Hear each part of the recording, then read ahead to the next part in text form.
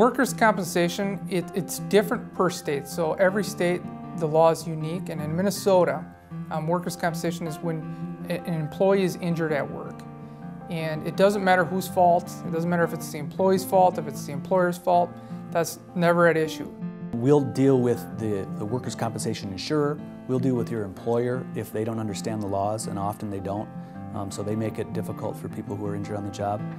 But the number one thing that we'll do is just be there for you if you have questions. Some of the basic benefits, you have wage loss. You know, if they can't work or they have to reduce their hours because of work, there's a wage loss benefit. There's a medical benefit.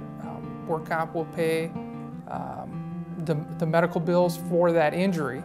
If you go in for a cold, they're not going to pay that. But if you injured your shoulder at work and you have a shoulder injury, they'll pay those benefits. We get calls from a lot of people who are getting harassed or are feeling uncomfortable on their job after they've suffered a work injury. And I think that's because a lot of employers just don't understand the rules of work comp. Sometimes, whether it's the Human Resources Department or it's just an unsophisticated employer, for whatever reason they're afraid of their insurance rates going up, or they just don't like people who've been injured on the job for whatever reason. And I get a lot of calls from people who want to know that. They want to know if they are going to be fired if they make a work comp claim. And what I say is unequivocally no.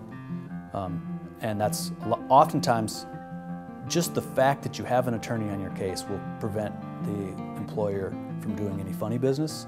But should they retaliate against you for having a work comp claim, the law is clear in Minnesota that they will get in big trouble and that there can be damages that we can get you in case that happens.